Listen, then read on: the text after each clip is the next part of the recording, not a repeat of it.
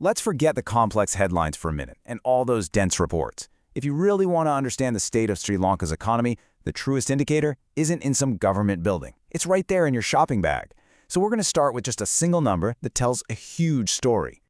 So what's this number? What does it even mean? Well, it's not some abstract statistic pulled from a spreadsheet.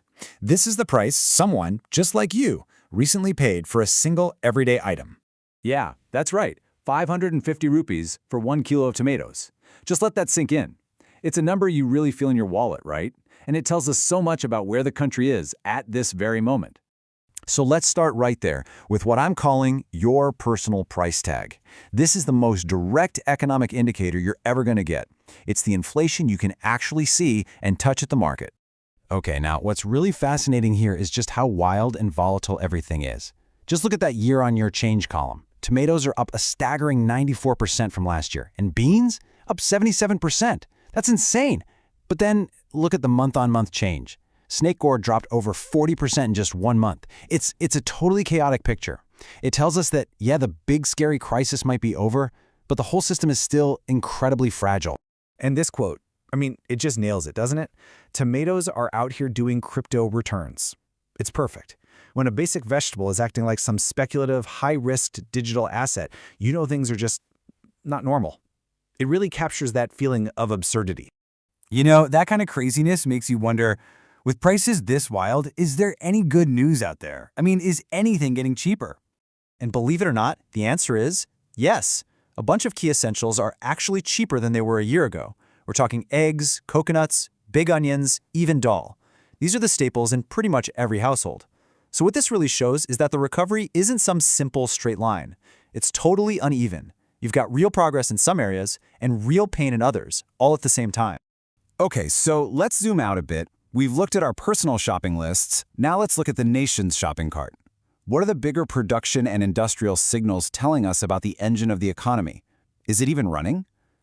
Hey, remember how we just saw that coconuts were cheaper? Well, check this out. Here's why. Production is up a massive 40.6% compared to last year. This is the real economy in action, right here.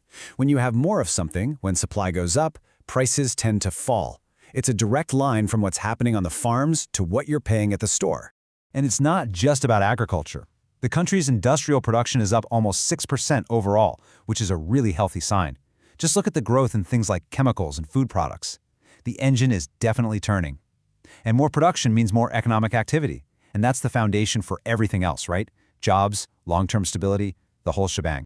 But, and this is a big but, this is where the squeeze really happens for most people. While your salary might be seeing a nice, steady, 5.6% increase, your costs don't rise smoothly like that, do they? No. They deliver these sudden, painful punches, just like that 94% jump in tomatoes we saw.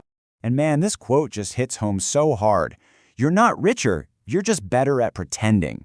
It's so true, isn't it? When your cost of living is jumping around and outpacing your wage growth so dramatically, any raise you get doesn't actually make you feel richer, it just helps you tread water.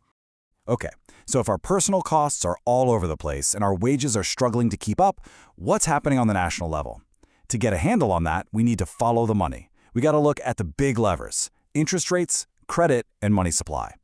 So, the cost of borrowing money, it's still pretty high, but the good news is it's coming down. That prime lending rate you see there, that's kind of like the best rate banks offer their top customers. It's a benchmark for everything else.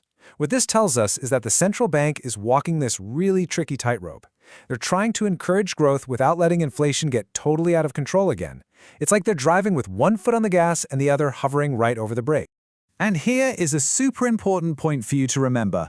There isn't just one single interest rate. It's more like a menu, and the rate you can get can vary wildly from bank to bank. In this kind of environment, just being loyal to your bank can be a really expensive mistake. The key takeaway here? You have to shop around. Okay, now look at this number. This one is a big deal. It represents a massive shift in how people are behaving over the last year. This is the growth in loans to people and businesses, not the government. And it tells a story with two very different sides.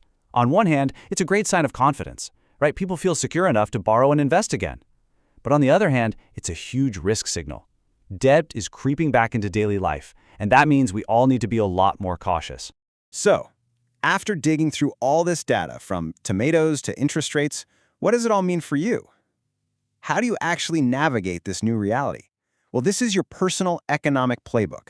First things first, let's put a name on where we are right now. We've moved out of crisis mode and into what we can call an uneven recovery. And what that means is that progress and fragility exist at the exact same time. Understanding this, really getting it, is the key to making smart decisions. Okay, so here's a practical 5-step playbook to help you out. Number 1, budget like an analyst. Really track your top expenses to see where inflation is hitting you the hardest. You might be surprised. 2, avoid survival debt. Using a credit card for convenience is one thing, but using it just to cover monthly shortfalls, that's a dangerous trap. 3, build exportable skills. Skills that can earn foreign income are basically your best shield in an unstable local economy. Think data, AI, development, sales. 4, shop for interest rates and do it aggressively. Like we said, loyalty is not a financial strategy. And finally, number 5, plan for volatility. You have to expect these price shocks and build yourself a buffer. In this new economy, the winner isn't going to be the one who predicts the future, but the one who is prepared for it. So the final question is really for you. This recovery is going to have its waves, its ups and downs. The key isn't to try and predict them, but to be ready for them. So take a hard look at your own strategy and ask yourself, are you building a boat to ride these waves, or are you just kind of hoping the current will be kind?